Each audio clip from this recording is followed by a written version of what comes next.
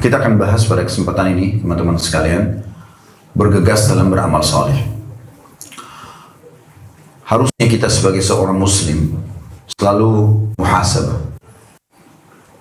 Hari ini, yang Bapak Ibu masih menikmati baik cahaya matahari di pagi hari tadi, oksigen, makanan, minuman, pakaian, transportasi, apa saja, adalah hari emasnya Bapak Ibu sekalian.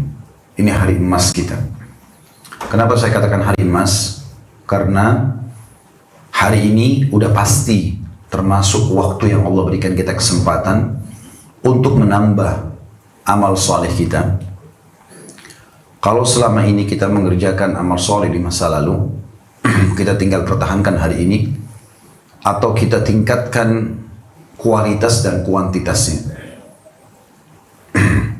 Kalau di masa lalu kita isi dengan dosa dan pelanggaran, hari ini kesempatan untuk mendapatkan tiket VIP ke surga, yaitu taubat.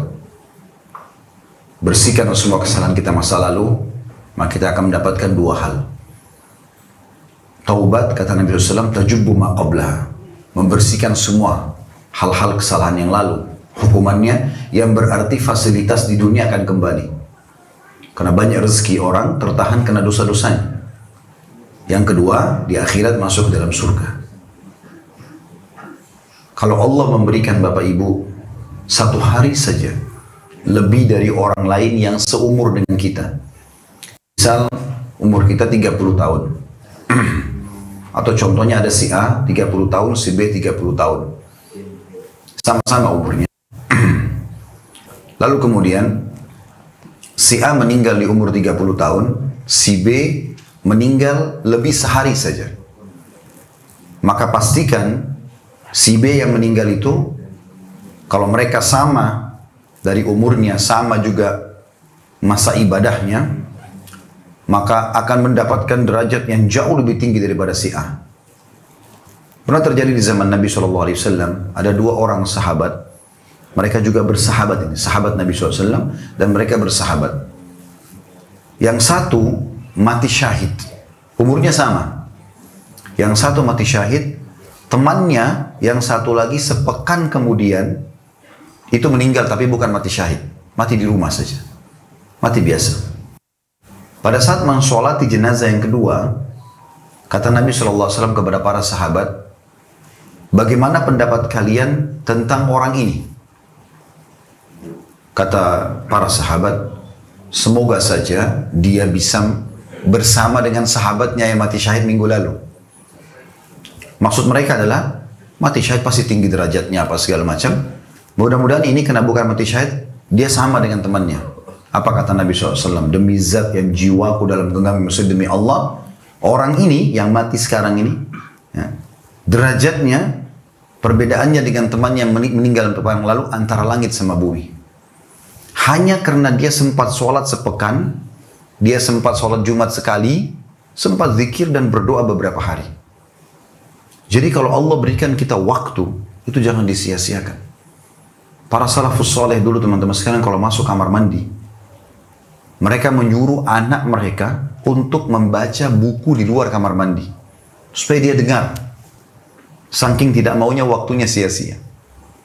Mereka isi terus dengan kebaikan-kebaikan.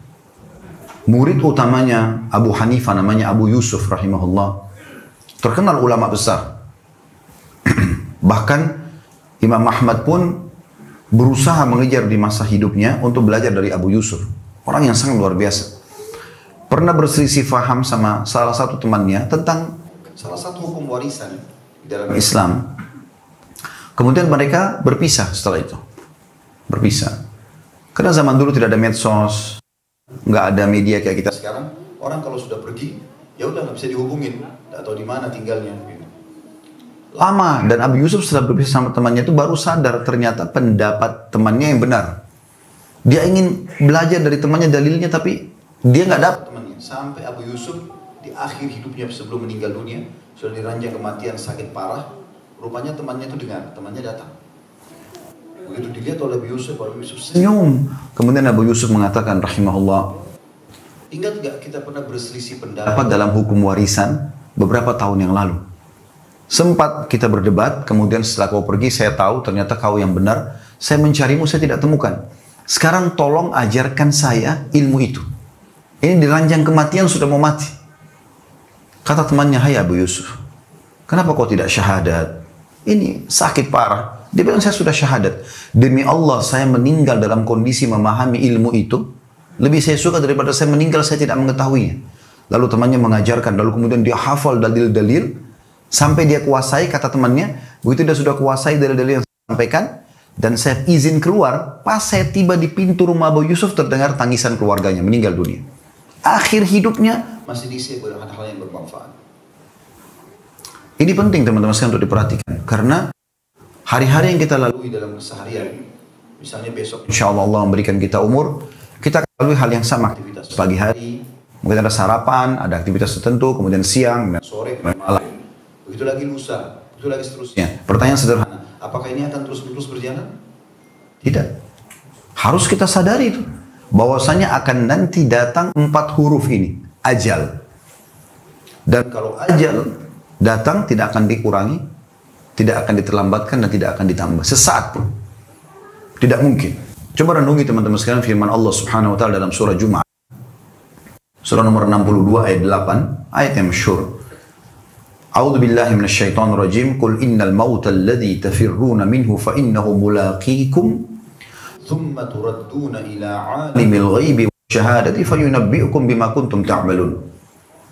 Katakan hai Muhammad kepada semua pengikutmu, bahkan manusia sampaikan, sesungguhnya kematian yang kamu lari darinya, maka pasti akan menemuimu. Kemudian kamu akan dikembalikan kepada Allah yang mengetahui yang gaib dan nyata, dan dia beritakan kepadamu tentang apa yang kamu kerjakan.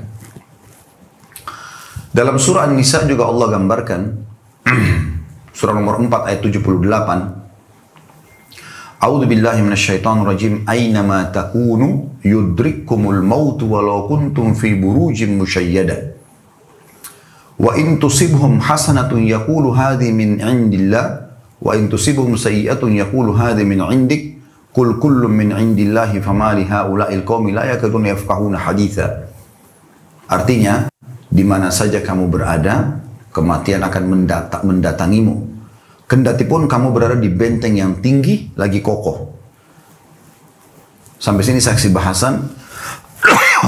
Lanjutan terjemahannya. Dan jika mereka memperoleh kebaikan, mereka mengatakan ini dari sisi Allah. Dan jika mereka memperoleh suatu cobaan, maka mereka mengatakan ini dari sisi wahai Muhammad. Katakan semua datang dari sisi Allah. Maka mengapa orang-orang munafik itu hampir-hampir tidak memahami pembicaraan sedikit pun. Teman-teman sekalian, kematian itu sesuatu yang misterius. Gak ada yang tahu kapan terjadi. Cuma memang yang perlu kita fahami, mati itu bagi orang kafir, orang munafik, orang musyrik, akhir segalanya. Akhir segalanya. Karena tidak bisa lagi dia perbaikin. Baik dia karena sudah mati, juga orang-orang yang ditinggal, ahli warisnya. Doa nggak sampai, ibadah-ibadahnya nggak sampai karena kekafirannya. Sama sekali nggak ada gunanya sama dia. Makanya ada satu riwayat Ibnu Juda'an namanya. Orang ini terkenal di Mekah sangat luar biasa. Dia suka silaturahim keluarga, dia suka bantu orang susah, sampai-sampai terkenal Ibnu Juda'an ini. Tapi dia penyembah berhala ya. Dia tinggal di atas gunung di Mekah, dan dia sengaja nyalain api unggun depan rumahnya di malam hari untuk menunjukkan kepada para musafir, rumah ini siap terima tamu walaupun tengah malam. Baik sekali. Senyum, ramah, segala macam. Maka Aisyah bertanya, radhiyallahu anha, ya Rasulullah, Ibnu Juda'an, siapa yang tidak kenal? Orangnya sangat luar biasa. Artinya kalau dalam Islam ini banyak sekali pahalanya gitu. Apakah bermanfaat buat dia amal-amal yang dia kerjakan itu? Kata Nabi SAW, sama sekali tidak. Karena dia belum pernah beriman kepada Allah. Belum muslim. Harus muslim dulu baru bisa diterima amalnya. Gitu kan? Jadi teman-teman sekalian, kita harus memahami bahwasanya hari yang kita lalu adalah hari emas. Jangan disia-siakan. Jangan sampai kita menyesal. Ya. Itu penting sekali. Mati bagi orang beriman itu awal segalanya. Ini perlu digarisbawahi. Tadi kan kalau orang munafik, orang musyrik itu akhir segalanya. Nanti putus. Kalau orang mukmin awal segalanya. Karena kita di dunia ini hanya lewat, tempat transit saja. Allah subhanahu wa ta'ala tidak menciptakan ayah kita Adam dan ibu kita Hawa alaihimussalatu wassalam kecuali untuk menjadi penghuni surga. Diturunkan di bumi untuk menjadi khalifah, kemudian bertugas, habis itu kembali ke surga. Siapa yang mengikuti peraturan-peraturan Allah selama di bumi, di dunia ini, maka dia akan bersama dengan ayah dan ibunya Adam alaihimussalatu wassalam di surga. Siapa yang membangkang akan masuk ke neraka. Gitu kan? Kematian bagi orang mukmin awal segalanya. Asal memang dia beramal saleh. Karena begitu dia meninggal, dia akan menemukan hasil daripada semua yang dia lakukan. Semua, tidak terkecuali. Allah SWT mengatakan dalam Al-Quran, ayat yang masyhur, وَمَنْ يَعْمَلْ مِثْقَالَ ذَرَّةٍ خَيْرًا يَرَى. Siapa yang berbuat seperti biji sawi dari kebaikan, pasti dia lihat, diperlihatkan dan akan lihat dapat balasannya. وَمَنْ يَعْمَلْ مِثْقَالَ ذَرَّةٍ شَرًّا يَرَى. Siapa yang berbuat seperti biji sawi keburukan, pasti dia juga akan diperlihatkan dan dihukum. Maka bagi orang mukmin mati adalah awal segalanya. Karena dia akan menuju kepada kehidupan abadi. Dia akan terima hasil perbuatannya.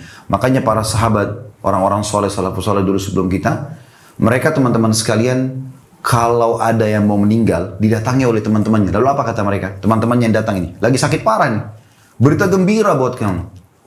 Mau mati tapi dikatakan berita gembira. Loh kok bisa? Karena teman-temannya bilang, karena sebentar lagi kau akan bertemu dengan Rasulullah SAW. Sebentar lagi kau akan bertemu dengan para nabi-nabi. Kau akan bertemu dengan Tuhanmu Allah. Kau akan menerima hasil amalmu. Begitu orang mukmin memahaminya. Jadi mati itu awal segalanya. Waktu saat Bilal ditanya, radhiyallahu anhu, bagaimana pendapat Anda tentang kematian? Apa jawabannya? Marhaban bil maut. Selamat datang kematian. Dia sambut kematian, dia tunggu itu kematian. Karena dia selama hidup sudah memang punya persiapan. Dia tahu. Kenapa teman-teman kita kadang-kadang takut mati? Karena kita lupakan, tidak punya persiapan di sana. Coba kalau kita punya persiapan selama hidup di dunia, kita lakukan amal-amal yang bisa membawa kita ke surga, kita pasti siap untuk itu. Jadi mati itu awal segalanya, karena kita menuju kepada kehidupan abadi. Waktu Nabi SAW lagi sakit parah, udah di akhir-akhir beliau tinggal berapa hari lagi mau meninggal, beliau sempat dengar tangisan beberapa sahabat di masjid. Mereka ketakutan sekali kalau Nabi SAW meninggal. Kemudian Nabi SAW pada saat itu Allah berikan kekuatan bisa berdiri ke masjid lalu mengatakan kepada para sahabat, wahai sekalian manusia, jangan kalian sedih karena pertemuan kita yang sebenarnya, yang abadi di haudku, di telagaku nanti di akhirat. Artinya aku akan mati, kalian juga akan mati. Nanti kita ketemu di sana. Jadi keyakinan orang mukmin kita akan ketemu. Tidak ada keluarga kita teman-teman yang hilang. Tidak ada. Semua manusia dari awal sampai akhir akan ketemu di akhirat. Dan luar biasanya kalau kita beramal soleh teman-teman sekalian, selain di dunia kita juga senang dengan amal soleh itu, karena orang jujur, amanah, tanggung jawab, sholat, puasa, orang suka dengan orang dianggap orang soleh dan soleh. Orang yang suka dusta, orang yang mengganggu segala macam, orang benci gitu kan. Pada saat menuju ke akhirat, teman-teman sekalian, dia akan mendapatkan dan gembira dengan apa yang didapatkan dari apa yang Allah SWT sudah siapkan. Dia sangat gembira. Karena tidak ada satupun yang tersembunyi, tidak ada yang luput. Senyum dengan muslim pun akan diperlihatkan. Itu makna tafsir dari firman Allah SWT, Inna Allah la yadhlimu mithqala dzarrah. Wa in taku hasanatan yudha'ifha yu'ti min ladunhu ajran 'azima. Allah tidak pernah menzalimi hambanya seperti biji sawi pun. Dan kalaupun itu perbuatan baik, malah Allah lipat gandakan. Dan dia akan memberikan balasan yang mulia dari sisinya. Teman-teman sekalian, mohon maaf. Allah berfirman agar kita mengisi waktu-waktu selama dunia ini dengan hal-hal yang baik dan menjadi orang beriman itu indah. Indah sekali. Kalau seandainya orang beriman itu teman-teman sekalian nggak bisa makan enak, nggak bisa pakai baju bagus, nggak bisa menikmati biologis halal, nggak bisa punya rumah, nggak bisa punya mobil, mungkin susah. Tapi orang beriman boleh nikmati semua itu. Kalau orang beriman misalnya teman-teman dikasih hawa nafsu untuk makan daging, kayak tadi Masya Allah kita makan misalnya.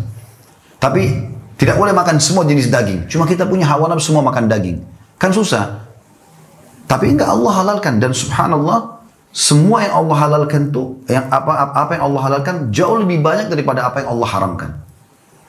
Misal contoh pada saat Allah haramkan babi, Allah ganti dengan sapi, kambing, ayam, kelinci, semua hewan air. Artinya yang haram itu sedikit dan hanya sebagai ujian saja. Taat gak hamba ini? Itulah. Seperti Nabi Adam AS waktu masuk di surga, Allah bilang, nikmati semua Adam. Ada ribuan, mungkin jutaan pohon. Asal jangan pohon satu ini, sebagai ujian. Sebagai cobaan. Kalau kita diberikan hawa nafsu, teman-teman sekalian, untuk minum misalnya. Lalu Allah larang kita mengkonsumsi semua minuman, wajar orang melanggar. Tapi enggak, pada saat Allah larang khamar, minuman keras, Allah bolehkan susu, madu, sirup, jamu, banyak. Ada gantinya. Pada saat Allah haramkan zina, Allah halalkan menikah. Nah, gitu. Jadi orang beriman enak di dunia. Sangat enak. Di Jepang itu teman-teman sekalian, saya dapat informasi dari beberapa teman-teman kita di sana. Orang Jepang sendiri, itu kalau masuk ke supermarket dan dia dapat makanan kaleng ada label halalnya, dibeli. Padahal mereka ini penyembah matahari, dewa matahari, mereka anggap begitu. Pernah ditanya oleh seorang muslim, kenapa kau beli makanan ini? Dia bilang, karena saya yakin ini lebih sehat. Orang muslim punya peraturan dalam makanannya, dalam minumannya. Tidak mungkin kita makan kecuali yang halalan thayyibah. Dibolehkan dan berkualitas. Gitu kan? Ayam halal, tapi pada saat dia sudah basi atau bangkai, nggak boleh dimakan. Dan orang muslim itu sangat terjaga kualitas makanannya, kualitas pakaiannya, kualitas tempat tinggalnya, semuanya. Disuruh bersih, disuruh rapi, disuruh halal. Berarti jadi orang beriman enak sebenarnya. Lalu alasannya apa? Kita menjadi orang kafir atau orang munafik atau orang-orang yang ahli maksiat. Manfaatnya apa? Nggak ada manfaat sama sekali. Kenapa kita tidak jadi orang baik sekalian? Dan saya ajak teman-teman sekalian, diri saya terutama, kemudian teman-teman sekalian, kalau mau hijrah, mau jadi orang baik, jangan setengah-setengah. Sekalian jadi orang baik. Dan tidak usah pernah pedulikan perkataan orang. Kau berubah ya, kau alim, kau so alim, biarin aja dia ngomong. Kan saya mau jadi baik, kan? Semua teman-teman buruk ini bahaya sekali. Mereka mengatakan, sudah buat dosa aja nanti saya yang tanggung. Dusta, nggak mungkin. Atau masih muda buatlah begini dan begitu, itu semua omong kosong. Anda mungkin melakukan dosa karena menganggap dia ada sahabat saya yang menemani. Demi Allah pada saat kita meninggal teman-teman, dia cuma ada di atas kuburan, nggak akan masuk ke liang lahat. Mustahil. Sekarang suami istri saling mencintai misalnya. Pada saat salah satunya meninggal, apakah akan tunggu di kuburan? 1 hari saja, nginap. Nggak ada, pasti pulang. Dan istrinya bisa nikah lagi sama orang lain, suami bisa nikah sama orang lain. Orang tua sama anak. Pada saat orang tuanya meninggal, dia cinta. Nggak akan nginap. Cuma tunggu berapa? Setengah jam. 1 jam paling lama. Dia pulang ke rumahnya. Berjalan waktu, sebulan, setahun, 10 tahun, lupa. Udah jalan masing-masing. Harta yang dia tinggalkan, cuma jadi kenangan kan? Pas kita meninggal orang cuma bilang, oh itu bajunya si fulan, oh itu sepatunya dia, oh itu mobilnya, oh itu rumahnya. Cuma kenangan. Selesai. Kata Nabi SAW, kalau anak Adam meninggal, akan ikut ke kuburan 3. Ya. Keluarganya, hartanya, dan amalnya. Dan akan pulang 2. Keluarganya akan pulang, tadi sudah kita kasih contoh, dan hartanya juga akan pulang. Mobilnya, Ferrari kah, Alphard kah, mobil mewah, hanya paling jauh di pagar kuburan. Gak bakal masuk ke kuburan. Habis itu pulang, jadi warisan. Tinggal bersama dia, yaitu sholatnya, puasanya, sedekahnya, amal-amal salehnya. Makanya harus diperhatikan teman-teman sekalian. Makanya Allah mengatakan dalam surah Al-Baqarah, surah nomor 2 ayat 148, A'udzubillahi minasyaitonir rajim. Ini potongan ayatnya. Fastabiqul khairat. Berlomba-lombalah dalam mengerjakan kebaikan, kata Allah. Kita ini sebagai orang beriman teman-teman harus betul-betul berpikir dari amal soleh ke amal soleh apa lagi. Jangan pernah ada jeda detik-detik hidup kita yang tidak bermanfaat. Kalaupun harus ada kosong minimal mubah, minimal. Kalau perlu jangan mubah. Para salafus saleh dulu tidak mau menyanyiakan waktu mereka. Luar biasa. Mereka selalu mengisi dari detik ke detik. Allah juga perintahkan dalam surah Al-Imran. Surah nomor 3, 133. A'udzubillahi minasyaitonir rajim. Wasari'u ila maghfiratin min rabbikum wa jannatin arduha as-samawati wal ardu iddat lil muttaqin. Berlomba-lombalah kalian, kata Allah, bergegas, cepat, gak ada waktu. Ya. Kepada pengampunan dan surga Tuhan kalian yang luasnya seluas langit dan bumi, hanya dijanjikan bagi orang-orang yang bertakwa.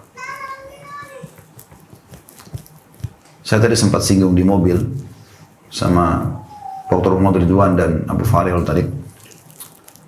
Saya sempat bilang sebenarnya kejadian yang terjadi di dunia ini yang menjadi penyebab orang mati itu supaya ada bahan ceritanya. Oh, si fulan mati karena sakit, karena tabrakan, karena jatuh, karena ini dan itu, supaya cerita. Sebenarnya ujungnya kembali ke 4 huruf, ajal. Kalau sudah ajal, mati. Mau sehat, mau sakit, mau tua, mau muda, mau kaya, mau miskin, mau pintar, mau bodoh, mati. Itu cuma bahan cerita. Supaya ada historinya di dunia ini, ada bunganya. Tapi aja. Makanya seorang salafus saleh bernama Abdullah. Orang ini kebetulan lagi di kemahnya, teman-teman sekalian. Dia lagi makan siang. Tiba-tiba dari kejauhan ada orang menunggangi kuda dengan kecepatan tinggi sampai debu berterbangan. Lalu buru-buru membuka pintu atau tabir kemah dia. Kemudian berkata, "Ya Abdullah," teriak orang itu. Abdullah lagi makan. Dia bilang, dia angkat matanya memberikan isyarat, silakan kalau mau ngomong. Orang itu mengatakan, anakmu meninggal dibunuh orang. Jadi Abdullah lagi makan, ada yang membawa informasi kalau anaknya dibunuh orang. Apa yang terjadi teman-teman sekalian kalau memang kita ini tahu nilainya anak ya? Pasti anak meninggal, pasti kita panik ya. Atau mungkin kita minimal bereaksi ya. Tapi yang uniknya dari Abdullah, tidak bergeming, tidak bergerak, dia hanya memberhentikan kunyahan mulutnya. Kemudian dia mengatakan, Inna lillahi wa inna ilaihi raji'un. Kami milik Allah, kami akan kembali kepada Allah. Terus dia kembali kunyah makanannya. Orang yang bawa informasi ini masih penasaran. Ya Abdullah, mungkin Abdullah tadi nggak dengar nih. Gitu. Ya Abdullah, wahai Abdullah, anakmu mati dibunuh orang. Sama, diberhentiin kunyahan mulutnya. Dia bilang, Inna lillahi wa inna ilaihi raji'un. Kami milik Allah, kami akan kembali kepada Allah. Dia kembali kunyah makanan. Penasaran orang yang bawa informasi, dia ulangi yang 3 kali, tapi dia lebih tegas lagi. Dia mengatakan, wahai Abdullah, demi Allah, saya lihat seseorang pegang pisau, tusuk dada anakmu, berdarah, mati. Darah lagi lebih jelas daripada itu. Ternyata Abdullah sama saja. Berhentiin kunyahan makanannya, lalu dia bilang, Inna lillahi wa inna ilaihi raji'un. Dia kembali kunyah makanannya.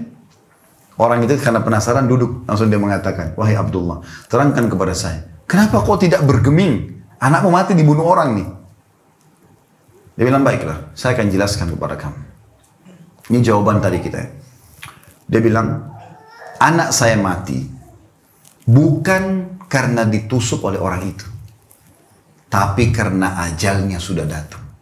Demi Allah, kalau seandainya ajalnya belum datang, biar 1000 pedang pun yang tertusuk di badannya tidak akan mati.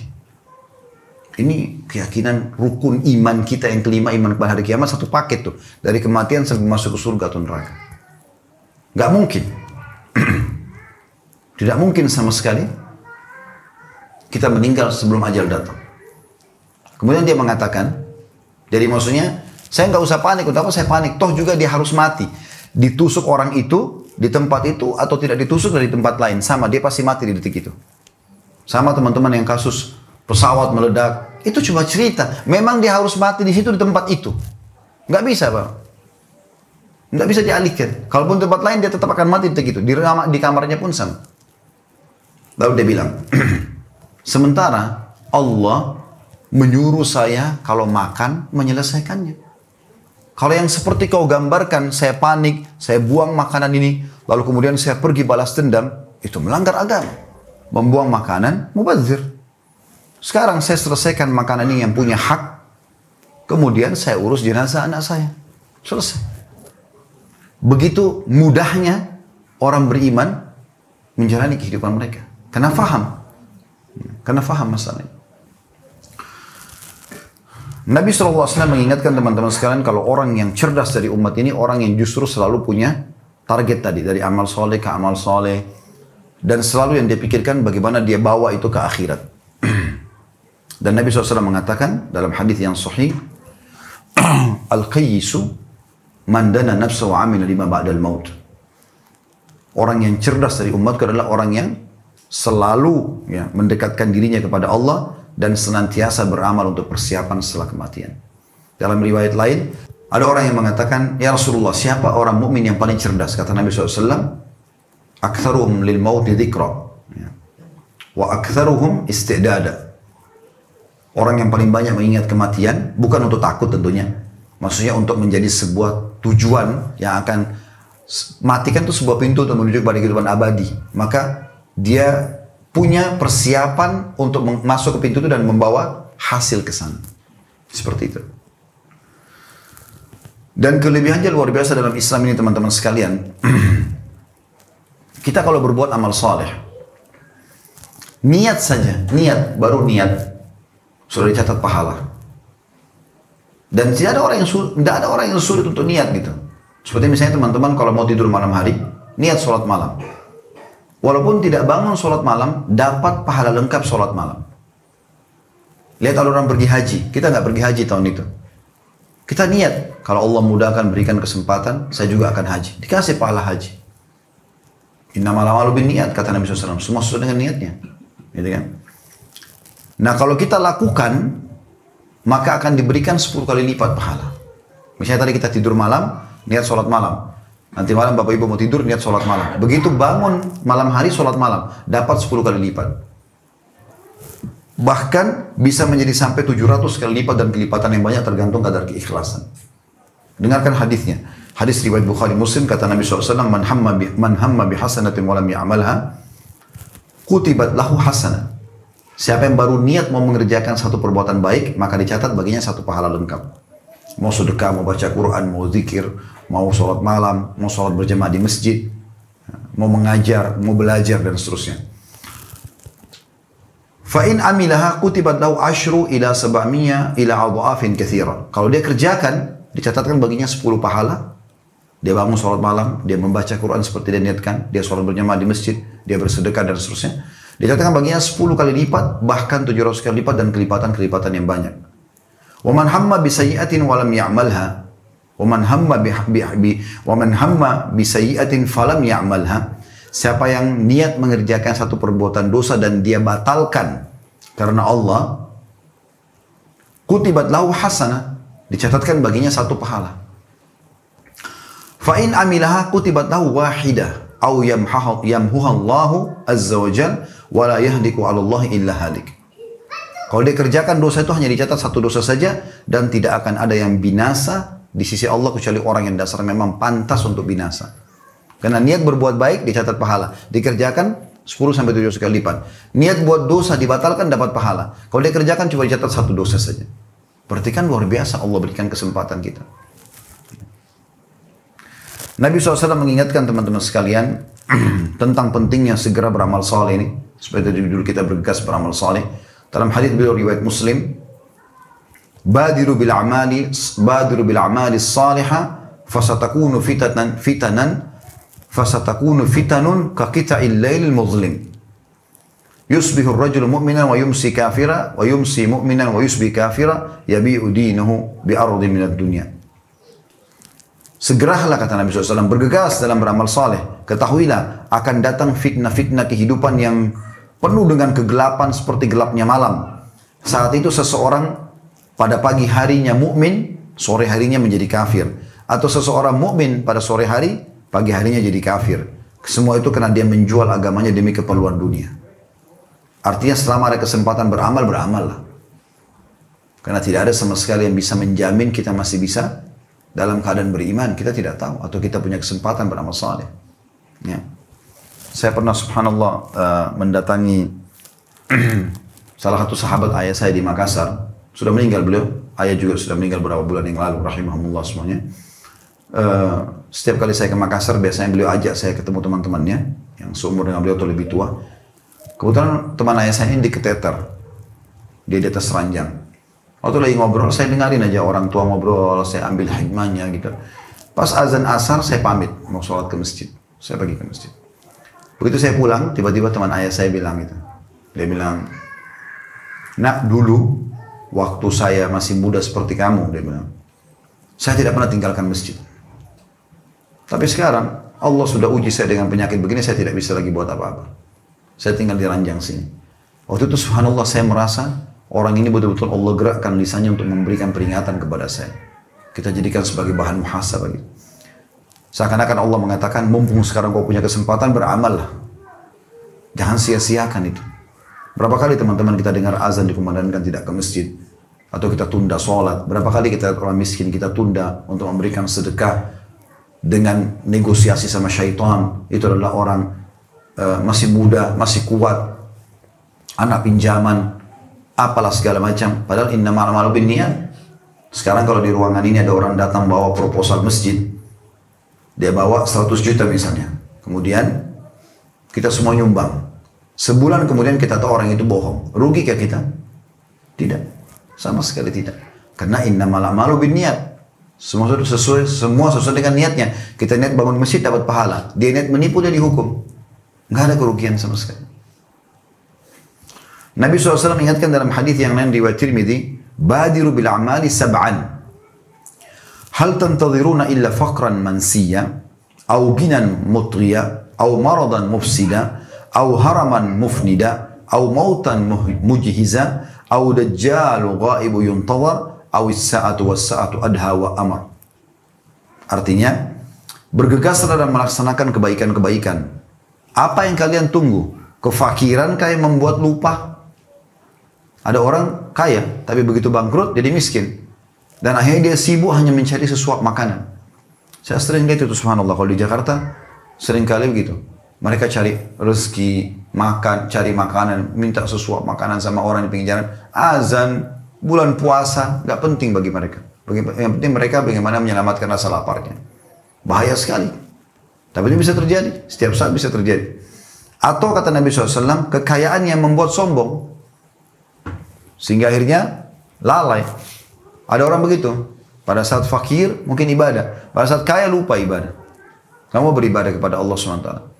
Sudah punya rumah bagus, sudah punya mobil, sudah punya segala macam, malah malas ibadah. Kemudian yang ketiga, atau penyakit yang mematikan. Tiba-tiba sakit, tiba-tiba stroke.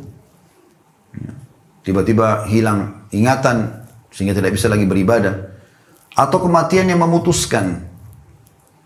Tiba-tiba mati. Ada orang kan tanpa sakit, ngobrol tiba-tiba mati. Kemudian, selanjutnya kata Nabi SAW, atau kematian yang tiba-tiba datang. Ini sering saya kasih contoh di pengajian kami di Jakarta. Bukan doa tentunya, tapi bisa terjadi. Bisa saya di ruangan rumah ini, saya melihat malaikat maut. Bapak Ibu tidak lihat. Kemudian datang dengan hitungan detik, mencabut ruh saya tergeletak. Orang cuma mengatakan, Khalid Basalamah pernah ceramah. Selesai. Sehari dua hari saya dikenang. Seminggu, sebulan, habis itu berlalu. Siapa di antara kita teman-teman yang masih mengetahui kakek-kakeknya? Artinya ada beberapa generasi ke bawah ini sudah melupakan kita. Kecuali memang sempat kita siapkan amal saleh. Itu benar. Seperti Allah yarham. Ya. Masya Allah punya kampus, punya masjid. Itu luar biasa. Ada yang ditinggalkan. Tapi kalau tidak ada, hanya kenangan. Mungkin bahkan kita tidak tahu nama kakeknya, kakek kita. Padahal mereka itu juga ya, garis keturunan kita gitu. Kata Nabi SAW, atau Dajjal, seseorang yang gaib tertunggu atau ditunggu. Dajjal itu akan keluar di akhir zaman, yang akan membuat kerusakan di muka bumi. Sampai kata Nabi SAW, tidak ada seorang Nabi pun kecuali mengingatkan kaumnya tentang bahaya Dajjal. Dan dalam riwayat lain, kalau kalian dengar Dajjal keluar di sebuah tempat, jauhilah. Dan jangan kalian mengatakan imanku kuat, ternyata dia jadi pengikutnya. Atau kata Nabi SAW, kiamat. Sementara kiamat itu jauh lebih sulit. Jauh lebih berat. Pernah ada sahabat teman-teman, bagaimana mereka, kita kembali ke masalah segera beramal soleh. Pada saat Nabi SAW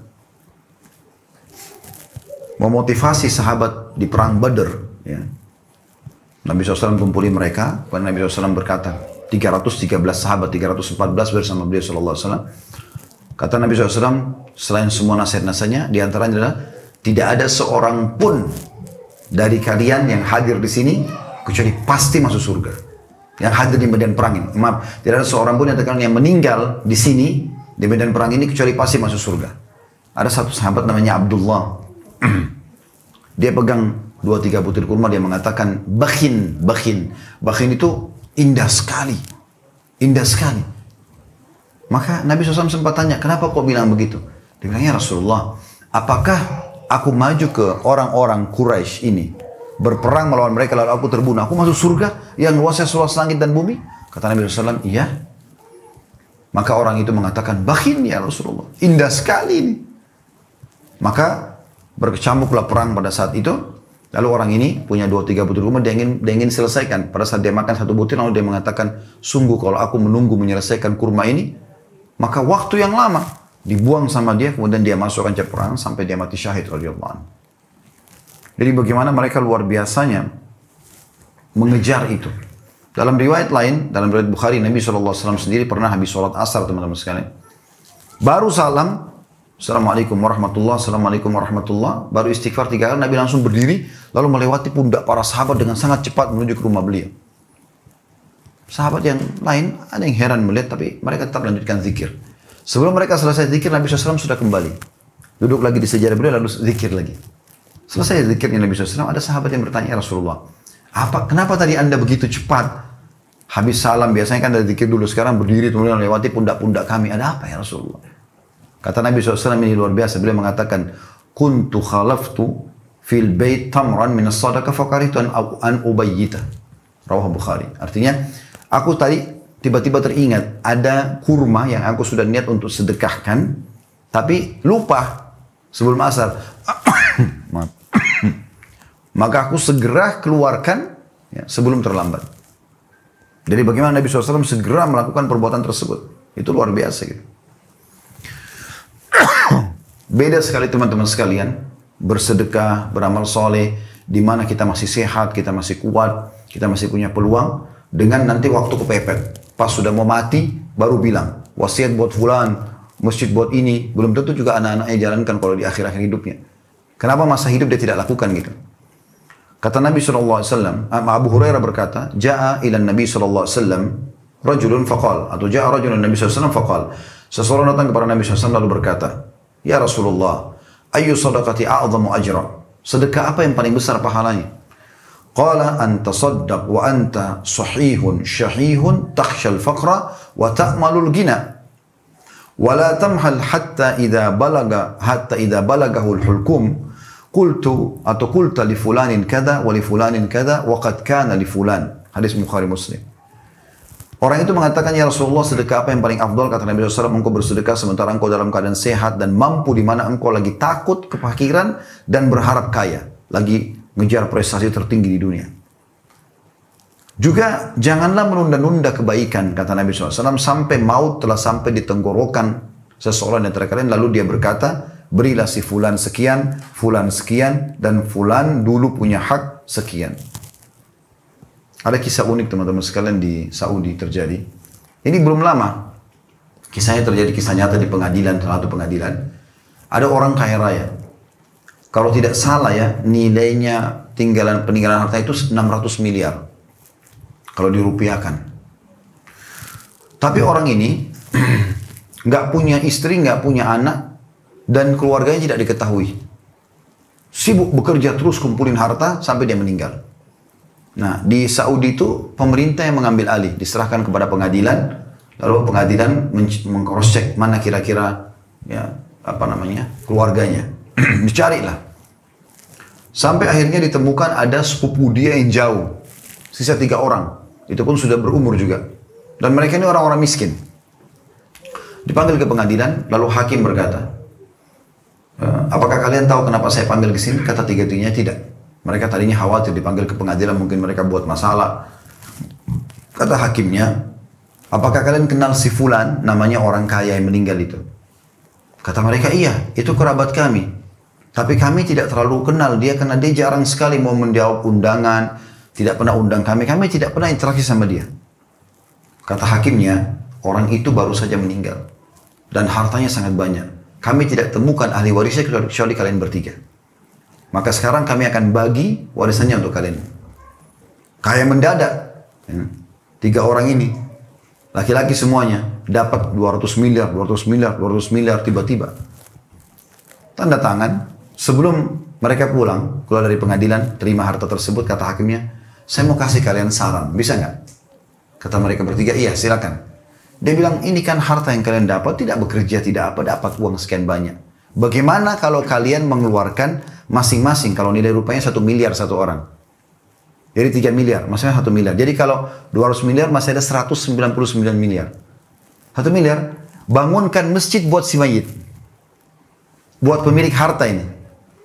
Perhatikan teman-teman, ini kisah nyata. Apa yang terjadi? Tiga-tiganya ini nolak. Yang satu bilang apa? Yang pertama bilang, saya banyak utang, saya mau bayar. Padahal utangnya nggak mungkin sebanyak itu. Tapi memang bakhil, nggak mau dia. Yang kedua mengatakan, saya sudah lama hidup susah, sekarang saya mau hidup senang. Yang ketiga ini yang unik jawabannya. Semuanya tidak baik, tapi yang ini unik. Dia bilang apa? Dia bilang, wahai hakim, ini orang pemilik harta, semasa hidupnya, dia nggak pernah sedekah buat dirinya. Kenapa kami harus sedekah? Begitu tuh yang ditinggal. Nah, kalau orang tidak bersedekah semasa hidupnya, ya sudah. Berarti jangan berharap gitu. Kalaupun ada anak-anaknya yang bersedekah buat dia, berapa besar? Apakah sebesar dengan dia sedekah? Belum tentu. Gitu kan? Dan ada ibadah-ibadah teman-teman yang bisa sampai kepada kita setelah kita meninggal, ada yang tidak bisa lagi. Kayak sholat, kan kita harus kerjakan. Nggak mungkin setelah kita meninggal sholat kita terus dilanjutkan oleh anak kita, nggak ada. Ada yang sampai kayak sedekah, iya, gitu kan? Ilmu bermanfaat, iya. Seperti mana doa dan istighfar anak, iya. Tapi yang lain banyak tidak sampai, nggak bisa lagi, terputus amal itu. Kecuali kita yang mengerjakannya. Ada hadis Nabi SAW, teman-teman, coba jadikan ini sebagai pegangan hidup. Dan coba ini, ya, karena ini mudah sekali untuk dilakukan. Tapi banyak sekali pahalanya. Hadis riwayat Muslim. Kata Nabi SAW, man naffasa an mu'minin kurbatan min kurabi dunya, naffasallahu anhu kurbatan min kurabi yaumil qiyamah. Wa man yassara ala mu'sirin, yassarallahu alaihi fid dunya wal akhirah. Wa man satara musliman satarahu Allahu fid dunya wal akhirah. Wallahu fi aunil abdi ma kana al-abdu fi auni akhi. Ini hadis mulia. Kata Nabi SAW, barang siapa yang meringankan sebuah kesusahan atau kesedihan seorang mukmin di dunia, maka Allah akan meringankan kesusahannya pada hari kiamat. Ini mudah. Misalnya ada orang lagi sedih apa, kita duduk aja hibur dia. Sabar, kita doakan, kita temani dia. Jadi kita hibur. Itu tidak sulit. Mudah sekali. Dan banyak orang dalam keadaan susah. Kemudian kata, dan ini bayangkan teman-teman, kita akan dihilangkan kesusahan kita pada hari kiamat. Kemudian yang kedua, kata Nabi SAW, barang siapa yang memudahkan urusan seseorang yang dalam keadaan sulit, Allah pun akan memudahkan urusannya di dunia dan di akhirat. Memudahkan urusan orang apa saja. Apa saja. Walaupun masalah sederhana. Maka di sini janjinya dunia akhirat akan dimudahkan urusan dunia dan di akhirat. Saya ingin berbagi sebuah pengalaman lapangan teman-teman sekalian. Seringkali kalau Anda lagi ada kebutuhan dengan Allah meminta sesuatu, Allah datangkan sebuah cobaan di permintaan itu. Kalau kita peka menangkap, akan dapat hasil yang kita inginkan. Begini maksudnya. Misal kita lagi butuh duit nih untuk satu kegiatan. Kemudian pada saat kita lagi gencar-gencarnya cari pinjaman atau butuh duit untuk dikumpulkan, tiba-tiba ada satu orang kerabat atau teman sampaikan, saya lagi butuh, tolong bantu saya. Ini jangan dianggap negatif. Sebenarnya ini pemicu urusan kita selesai. Allah uji dengan ini. Coba bantu ini sana klop sebenarnya. Tapi banyak orang tidak paham. Malah dia marah-marah. Nggak tahu ini orang lagi susah. Padahal sebenarnya ini datang untuk itu. Gitu. Coba dipraktikin. Itu luar biasa itu. Makanya puncak-puncak lagi ada masalah, ada saja orang yang tiba-tiba datang butuh kebutuhan. Pekah tangkap itu teman-teman sekalian. Pekah tangkap itu. Kemudian yang ketiga kata Nabi SAW, barang siapa menutupi aib seseorang, Allah pun akan menutupi aib di dunia dan di akhirat. Aib semua yang memalukan. Bukan untuk diekspos. Apapun kekurangan orang, tugas kita teman-teman sekalian, menasehati, habis itu kita tutupi. Ya. Saya pernah buat tablik akbar di Makassar, itu saya berikan judul tabayun dan tasattur. Cross check dan ya, tutupi. Jadi kita tutupi. Kalau ada seseorang punya aib teman-teman sekalian, kita nasihati. Ini nggak boleh, itu nggak boleh. Habis itu kita tutupi. Jangan malah kita ekspos. Saya sudah nasihatin tuh si fulan. Nggak mau dengar, itu bukan urusan kita. Yang penting kita sudah sampaikan. Imam Ahmad rahimahullah punya sebuah kisah yang unik sekali. Subhanallah. Beliau banyak sekali kisah dalam hidupnya. Orang soleh begitu. Ilmunya tuh berkah semasa hidup dan juga sudah meninggal. Satu waktu pernah ada muridnya didatangi oleh dia di tengah malam. Selepas sholat malam. Sebelum sholat subuh. Sepertiga malam. Datang ke rumah muridnya lalu ketuk pelan-pelan. Pelan-pelan sekali. Muridnya ini bilang, saya lagi menyusun hadis, gitu kan. Lalu saya tanya, siapa? Terdengar suara kecil, Ahmad. Maka kata muridnya, saya buka, kaget melihat Imam Ahmad datang tengah malam. Maka saya mengatakan, wahai Imam, ada apa? Biar saya yang datang. Imam Ahmad mengatakan, shh, kecilkan suara kamu. Izinkan saya masuk, masuk. Dengan suara kecil gitu. Lalu kata muridnya Imam Ahmad, jalan merangkak pelan-pelan. Padahal waktu itu, rumahnya itu tanah. Nggak kedengaran juga kalau orang jalan kaki. Tapi dia pelan-pelan. Kemudian dia duduk, lalu dia bisikin muridnya. Dia bilang, ada yang saya mau sampaikan kepada kamu kejadian hari ini. Dan saya khawatir kau dihisab sama Allah gara-gara itu. Kata muridnya, apa Imam? Imam itu kayak kita kiai, guru, ustaz. Apa itu imam? Kata Imam Ahmad, tadi waktu kau lagi ngajar murid-muridmu, ya, kau ada di bawah pohon, terlindung dari matahari, murid-muridmu kena matahari. Saya takut nanti kau dihisab sama Allah hari kiamat. Sekalian mereka di bawah naungan sama-sama kamu, atau kamu sama dia bersama-sama panas. Kata muridnya, jazakallah khair. Sudah diingatkan. Imam Ahmad kata muridnya, berdiri dari kursi pelan-pelan supaya nggak bunyi kursinya, terus jingkrak-jingkrak keluar. Kenapa? Tidak mau ada orang lain tahu kalau dia nasihati muridnya. Ini yang bongkar ini muridnya. Kita malah nasihati orang pakai mikrofon, ribut, kirim sana sini, WhatsApp, wah ribut sana sini. Jadi tidak ada keikhlasannya, tidak ada terima oleh Allah SWT.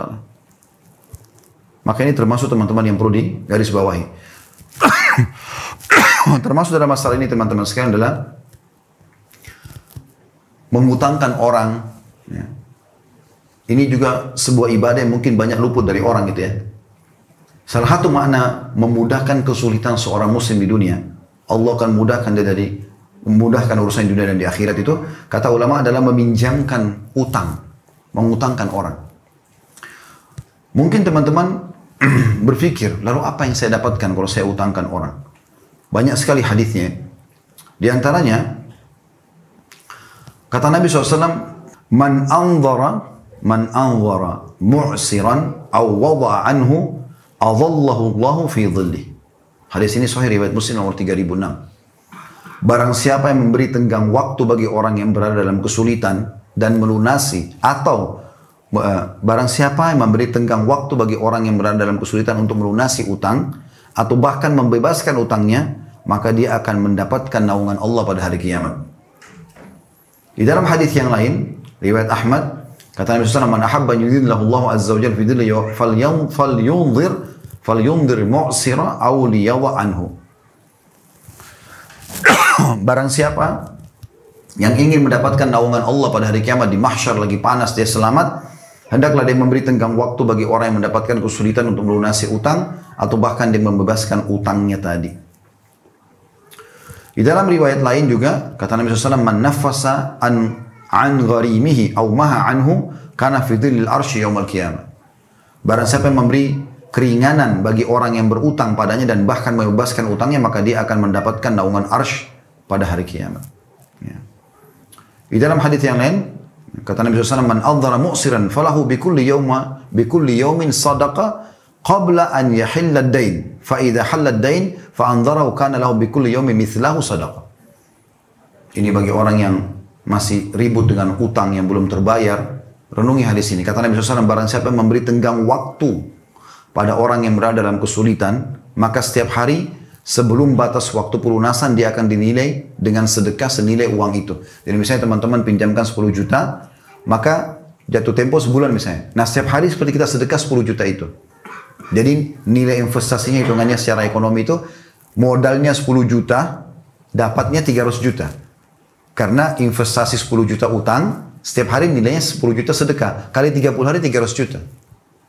Dan kata Nabi SAW, jika utangnya belum dilunasi, lalu dia memberikan tenggang waktu dari waktu yang telah disepakati awal, maka dia akan diberikan nilai 2 kali lipat dari sedekah itu. Dari uang yang dipinjamkan. Jadi bulan kedua sampai tahun ke-10 itu setiap harinya sama dengan 20 juta tiap hari. Itu kan luar biasa gitu. Salah satu sahabat pernah menjadikan ini sebagai momentum untuk dia dapat pahala, yaitu Sa'ad bin Ubadah radhiyallahu anhu. Beliau suka utangin orang. Dan dia cara ngutanginnya supaya dia dapat pahala double, utang dan sedekah. Dia utangkan orang, dia nggak sedekah langsung. Dia utangkan, dia naik di atas rumahnya, dia teriak, wahai muslimin, siapa yang butuh utang? Datanglah orang-orang, saya butuh utang, saya butuh, dipinjamin sama dia. Oke, kapan dibayar? Waktu gini misalnya, sebulan misalnya. Dibiarin sama dia. Sampai orang itu datang mau bayar, lalu dia mengatakan, saya sudah niatkan sedekah. Jadi dapat pahala mengutangkan orang, dia juga dapat pahala sedekahnya. Begitu luar biasanya mereka mengejar pahala para tersebut. Dan begitu juga dengan semua amal-amal soleh, teman-teman sekalian yang bisa kita lakukan. Ya. Allahu a'lam. Ini cuma contoh-contoh tentunya. Dan mungkin kita cukup sampai sini insya Allah bahasan kita.